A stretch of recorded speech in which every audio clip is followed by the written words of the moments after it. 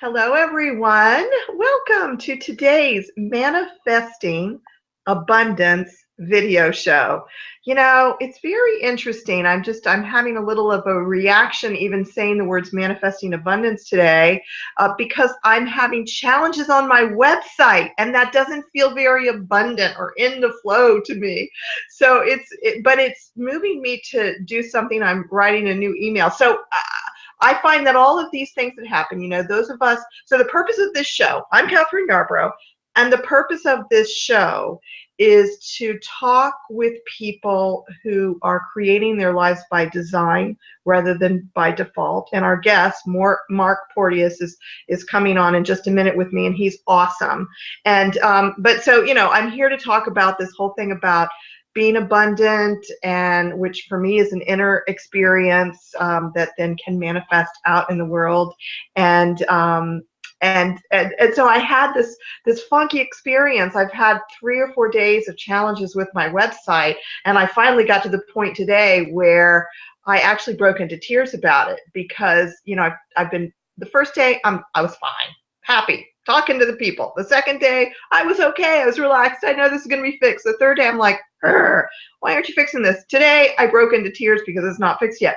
So so saying the words manifesting abundance in preparation for the show brought that up. And that feeling of sort of being out of sync with, here I am inviting you and all of you listeners to be on this journey with me, and sometimes stuff comes up. But I'm okay right at this moment. I don't know what's going on with my website.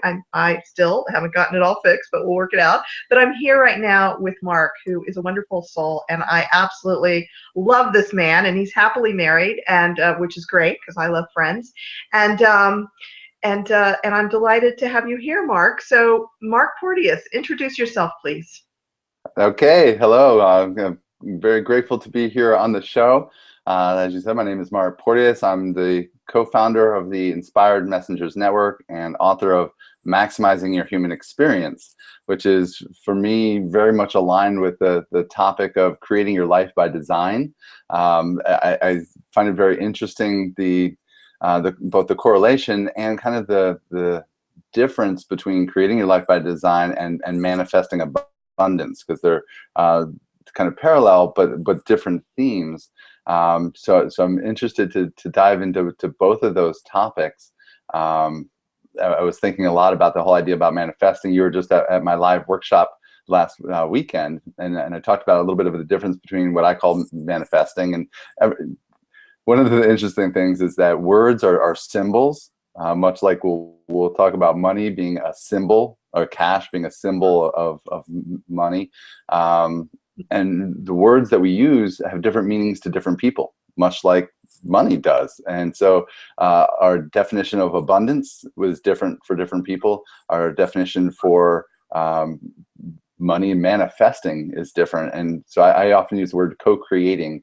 I shared the kind of the difference for me of manifesting often coming from our minds and what we think we want, where co-creating is an experience that we do with our divine nature to manifest what our soul desires rather than what our head desires. So the idea about creating our life by design includes, of course, manifesting abundance. It's a big part of it. It's our birthright, and I'm just really excited to be here on the show and to discuss all of that with you. Yeah, it's so yay. Thank you for saying all that, Mark. It is fun. It's fun to play in these conversations because for me, that is what it is. It's playing, and we each have our own unique experiences, which lead us to using words in the way that we do. And sometimes, people can, I've been in conversations with people, I've watched conversations with people where it's clear that two people are saying the same things but using different words because of it. And sometimes it can be like, oh my God, but y'all just realize you're on the same page. And so it was fun. For the listeners, I was delighted to actually see Mark face to face. I met him over, I think it's been a year, I can't remember exactly, online. And then I came here to Florida. I had been in Maryland, and then he came here to Florida where he had lived for years. He and his family came back here to Florida, and lo and behold, he lives like, I don't know, 5 or 10 minutes from where I'm hanging out here in Florida. So we got together, and so he invited me to this live event last week, which was very cool. I got to see him again in person. And since my business is so much online, it's just a thrill and a treat to connect with people in person. And Mark, when you were talking about the difference for you between manifesting and co-creation, my mind is whirling. For years, I called what I do, I called myself a manifestation coach. And, I've got my How to Manifest Anything e-course. And, even before The Secret came out, I was teaching people about the law of attraction and manifestation. And so I've got lots of thoughts about it. And so I love the term co-creation. And for me, I believe that when we are a master manifester, we are co-creating with the divine. And what I teach and what I believe and what I want for folks who work with me is that they connect to their body, their heart, their mind, and their higher self when they're identifying what they really want. And so when I use the word manifestation, I think it includes what you're saying. And so it's just funny, the whole thing. And it's a great conversation to have. So. And you're right. And I think more people will relate to manifesting than co-creating. Co-creating might be abstract to many people. So I use it really for myself. And I loved your example right off the bat about, some people might say, well, wait, what does technology glitches or email have to do with manifesting abundance? That doesn't seem related, but it's really just about how we view and how we perceive our lives, how we perceive situations that come in our lives. Because I talked before about how different people have different meanings for it. When you think about abundance, most people think of abundance as having a lot of financial wealth. And I know that mostly comes from people who don't feel like they have a lot of financial wealth. I know a lot of people who have huge bank accounts, that have lots of toys, boats, and big houses, but they're always striving for more, and they never feel full and satisfied. So to me, that doesn't feel abundant. And I know other people who don't have a huge savings account. They make enough to get by comfortably, but they have really full, joyful lives. And to me, that seems much more abundant. And so for me, the formula is really about time, space, and money. And again, when you look at money as being energetic rather than a note that is literally a promissory note to pay that is supposed to be backed by gold that we all know isn't really backed by gold, then you're like, well, what is that? So it's really just having the energetic resources to enjoy the time and the space, that it's being able to go where you want to go and be where you want to be. But if you are wherever you want to be, but you don't have time to be there, if you're not present, if you're always in a rush, then all of that detracts from what I feel is true abundance. I love that. A beautiful, beautiful way. And to talk about it, I recently got an email about somebody who said, how can you be a manifesting abundance coach, given your financial situation? I mean, he doesn't know my financial situation. I might have posted a few things here, written an email about some struggles that I've had financially. And, so he was trying to get me to be completely in integrity, which I honor. I appreciate that. But like you, I don't believe that a person has to have lots of money to be abundant. And so I love how you're talking about the formula of time and space and money, and the way you put that is absolutely beautiful. And I feel like I'm on a mission to invite us all to redefine our automatic thought with the word abundance, because I think there's for most people in the United States, probably I can't speak for beyond that, I think there's an automatic association with the word abundance for most people to rich, being rich and having lots of stuff. But I think that we can redefine that and get to the truth of what abundance, I believe, really is. So cool. We're having this conversation, Mark. Woohoo! One of the words that kept coming up in my mind as you were talking was the word freedom. And for me, abundance leads to freedom. And if you don't feel freedom in your life, then you're not really having abundance. Yeah. So, okay. So let's get real. Okay. How free are you right now? How free am I right now? So you want to talk about that? Yeah. So Okay. how free are we to be doing what we're doing what we're loving? How free are we to be able to leave for France tomorrow? It's a Are little you bit. going to France tomorrow? No, but that would be really free if I was.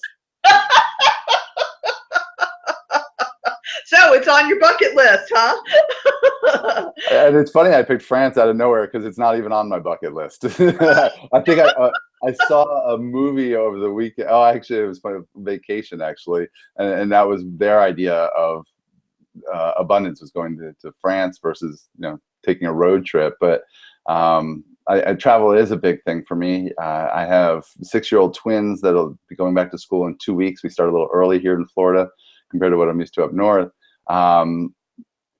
And with that, it's funny because I felt like I was very bohemian most of my life. I felt that although I grew up in a family that had to move every year because when the rent went up, we had to find a new place. And that was pretty consistent all through my childhood. But when I left home, I moved to Florida when I was 20. I had literally $500 and a bicycle when I showed up in Orlando, and I felt incredibly free. I did find out that you couldn't get around in August on a bicycle in Florida and survive. It's incredibly hot and humid, so I did end up getting a car within the first couple of weeks. A friend, did a buy here, pay here, whatever, and had that paid off, within a couple of months. And a lot of it really came around my feeling of freedom that I just never felt weighted down by, oh my gosh, I need money. I was just like, well, whatever I needed, I was able to manifest and bring into me, including a car, a job, whatever it was. And after 20 years of working, of having my own businesses and working for other people, I realized that there was no freedom for me in being off purpose. And to me, that's really my mission, is to be aligned with my purpose and to help others to align with their purpose. I really believe that our souls chose this life for a reason. And if we're not moving towards that purpose and fulfilling our mission, there's a hole in our soul that can't be filled with all of the material wealth in the world. And so Mark, that's I love you. I love you. I'm sorry I'm interrupting you, but to talk about a hole in your soul because you're not living on purpose. Oh my gosh. Oh, I'm sorry. I'm just. Did you have more to say about that? No, that was it. I just, for me, I think that's the pain that I try to help people solve, is that feeling that they're not living the life of meaning and the joy that they really want in their lives. Well, so I have to share that I think you've changed my life. And because of something that you said, a few things that you said in that workshop that I went to last week, and a movie that I saw, which have you seen Captain Fantastic? I have not. I talked about it on Monday's Manifesting Abundance show. But anyway, it's at the Enzian Theater. So if you and your wife want to go there on a nice date, it's a really cool place. I don't know how long it'll be there. But anyway, you talked about on, I guess it was Saturday, the concept of being a role model for your children. And, and I think that I don't remember your exact words about all of this and the whole idea of purpose and what you talked about that, but what you just said in terms of living your purpose is what's needed to be free, is so in alignment with what I took in from what you were talking about being a role model. And then I saw this movie of this man, and he and his wife had chosen to live off grid and have children and teach their children to be able to take care of themselves, and they homeschooled them, and their children were brilliant, even though they did not know how really to be social in the regular world. And that was a fascinating thing for me to watch. But the idea that they could make a difference touched me, and your speaking in the workshop touched me about your total commitment to being a role model for your children, and thinking about that, and that within that intrinsically, and you may have used these words, that it would make a difference. And I think that what I realized the last few, so I have this whole new motto, I put it on my Facebook page, and to, I can't remember my exact words, but to live as if what I do makes a difference. And, and I believe that we all make a difference, but there was some sort of glitch inside of me that I feel like has been repaired because of your speaking, because of that movie experience, and the integration of all of this, that it's like, okay, because somehow if it doesn't matter what I do, then who cares if I watch Netflix all night, But if it does matter, I'm going to breathe consciously. I'm going to do do more spiritual practice. I'm going to write that book, if it does matter. So anyway, I really appreciate your sharing your role modeling about that. Well, it's interesting that you brought that up, because one of the things that the first thing I do anytime I do a webinar or training or anything is, in my head, I just automatically start thinking about, well, what could I have done better? And really, with that example about my children, it wasn't about me and my children. It was about me and how I serve. The same way that I serve my children is the way that I want to serve my community. And what do children need? Obviously, they need love. They need food and water. So I like to help my community know how to take care of themselves and to be able to make a living in their purpose. But they need to be heard. They need to be seen. They need to be appreciated. These are the things that I look for in companionship and in other people. And so these are the things that I want to be able to provide my audience and my clients. So when I look at purpose, for me, I've been thinking about children since I was young, and it's unusual for boys. And I just see parenting as one of those ways that you can fulfill your purpose. But it's not certainly the only way, but it's one of the most powerful ways, because you have one person that you're just really having this huge impact on for their entire life. The other most powerful way that people can do that is through their business, and that's primarily how I work with other people. My wife is more focused on helping people as parents. I'm really helping on people as entrepreneurs. But it's again, they're very much aligned, and with our business, instead of having a deep effect on one or two people, our children, we can have a somewhat deep effect on many people, and it has this ripple effect. So each person that we have an effect on has this ripple. And the same thing with my children. Every person that comes in contact with them falls in love and feels their love towards them, even though they just know them. I mean, the way that my children hug, I'm very proud to have just been able to have them be big huggers, so the ripple effect is really important in making a difference in the world. I believe we all came here to make a difference in whatever way. So, well, you're complete. You've made a difference with me, Mark. I am complete. And it will ripple out. It will ripple out. So it is rippling out. It is rippling out right now. And with the free gift that you're offering for the part of this, that's really what it's all about. It's being able to identify your purpose based on your passions, but it's not just. Let me interrupt you. Are you talking about the free gift that you're offering that I'm including as a link? Yes.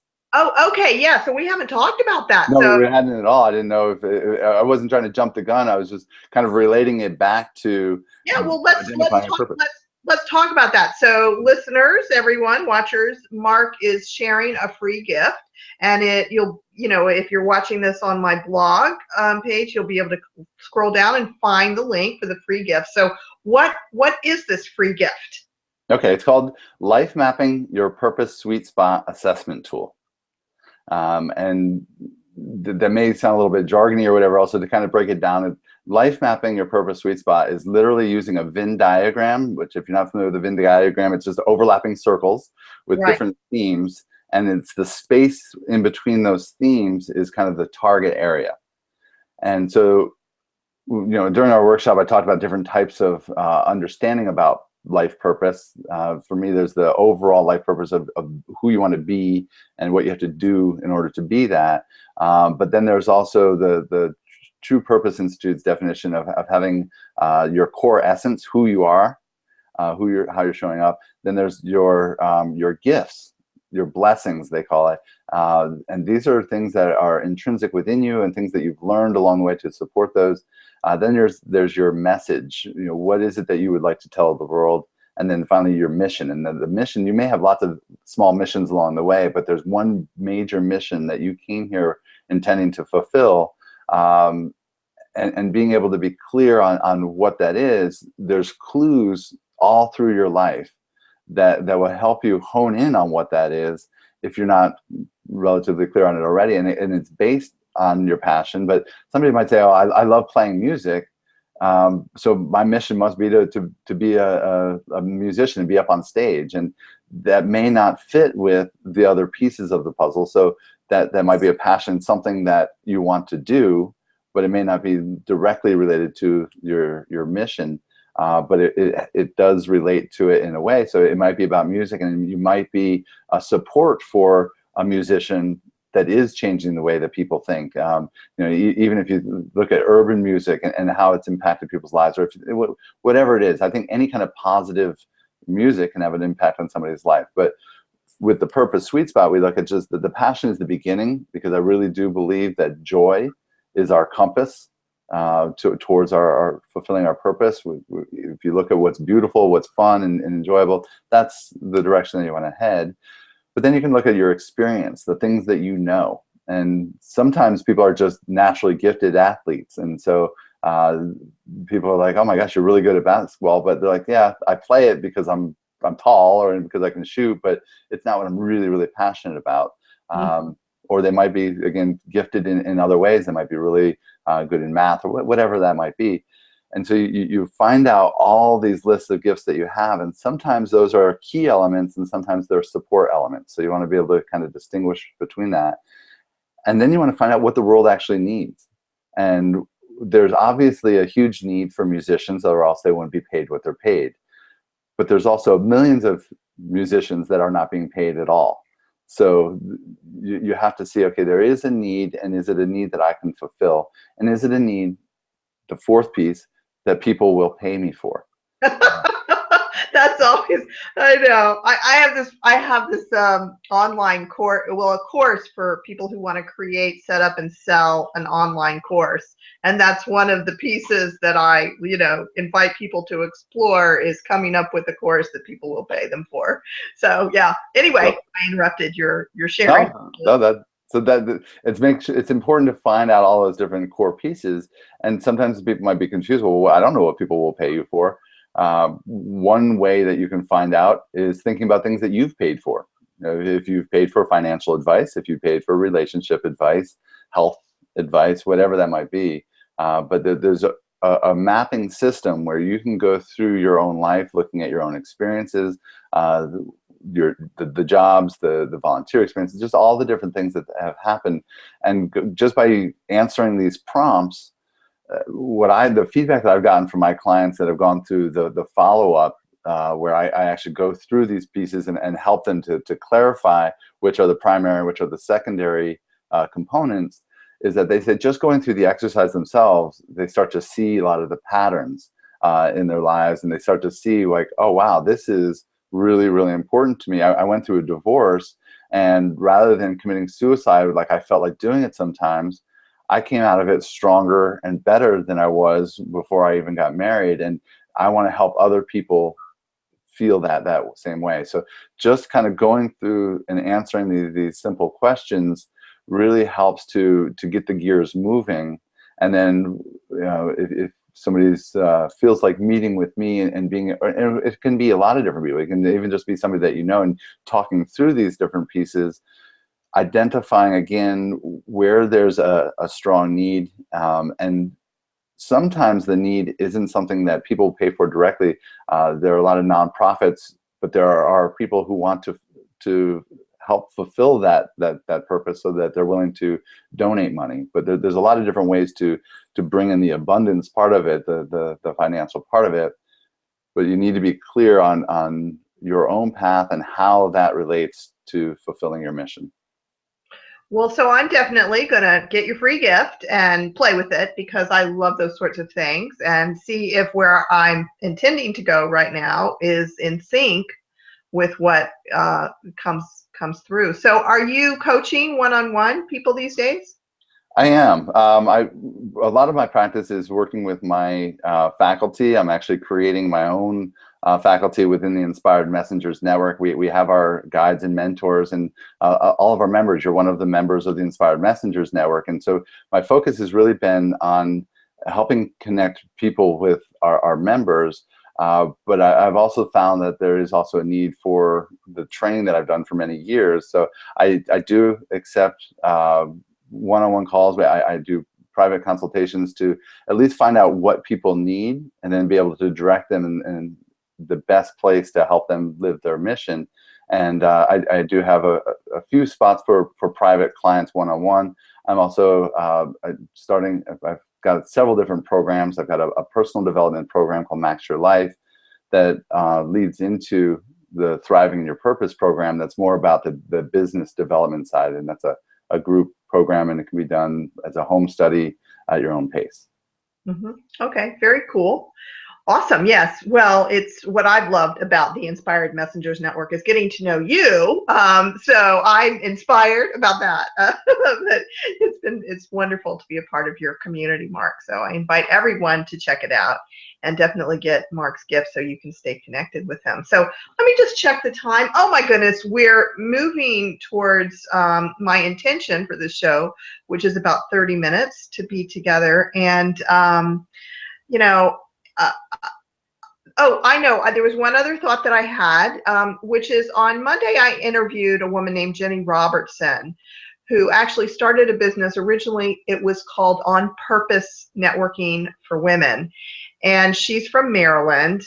And what we talked about, one of the things we talked about, because I've known her since 2001, so I've observed her path, and she's this really cool lady, and she's about 10 years older than me. I'm a little bit more than 10 years older than you, Mark, so that's interesting. But anyway, I observed her about, I think it was 5 or 6 years ago. She said approximately she went through a rebranding process where she realized that people were connecting with her. She changed her website from On Purpose Networking to jennyrobertson.com. But what came out of that process was she got really clear about her mission, which is something like, if I remember the words correctly, to connect women to their gifts, their purpose, and each other. Something like that. And so she is so clear in that. And at this point, like, when if someone invites her to do something and it's not in alignment with that mission, she says no. And she's just, it's like this, so aligned. There's just this clarity about what she's doing and how she does it that, I think I haven't seen in myself yet. And I'm really hoping this inner shift that's happened recently, and what I'm getting ready to launch, I'm getting ready to launch the Flow group actually, and that I think I might be there, but I don't know yet. We'll have to, these things take time. So I guess what I want to say is that, if folks go and use your wonderful tool, sometimes we don't know what our one mission or one purpose truly is until we've been doing stuff. And then it gets clearer and clearer and clearer. But I think it's important to be exploring it, which is why even after all of these years that I've been doing personal growth work since my 20s and exploring, living on purpose since then, and I'm in my 50s now, having a birthday next Tuesday, that I'm going to do it again. I'm going to use your exercise because I think these things are useful. Any thoughts about that as we get ready to wrap up here? Absolutely. I'm really, really glad that you brought that up, that whole alignment thing, because I think one of the biggest frustrations for a lot of people or overwhelm is feeling like there's so many things to do and so much that has to be done, or confusion about what steps to take next. Like if I just knew what I was supposed to do next, when you're clear on your mission, then you only take action that is aligned with that mission. It really rules out a lot of stuff. And I think a lot of people just say yes to everything. I know I used to do interviews all the time, just anything to get out there. And now I only work with people that are aligned with my mission. I only promote people that are aligned with my mission. I only do interviews with people who are aligned with my mission. But it's a lot more than that. It's even just, in your marketing, or even finding out what your business name, your brand, all of that stuff. When you can be really clear on what your mission is, it makes it a lot easier to weed out the things that don't need to be done. And it takes a lot off your plate, and it makes you feel a lot lighter and a lot more abundant. Mm-hmm. Hallelujah to that. Well, thank you, Mark, so much for being here. And, it's always, always, always fun to chat with you. So is there one last thing, anything else you want to say to the listeners before we wrap up? Just something else that you said about getting more and more clear. It's one of my favorite quotes. It's in my book, that visions are like objects in the distance. They become clearer as we move toward them. So there's one thing that I can encourage everyone to do is, it doesn't matter what steps you're taking, but take some action. And if that's just clarifying what your purpose is, if you have an idea what it is, having an idea of next steps and moving towards that vision, whatever it looks like, but move towards that and keep moving, you'll get more and more clear on how to be on purpose all the time.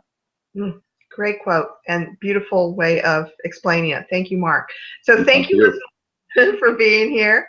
And I'm usually here on Mondays and Thursdays at 1 o'clock interviewing awesome people like Mark who are creating their life by design.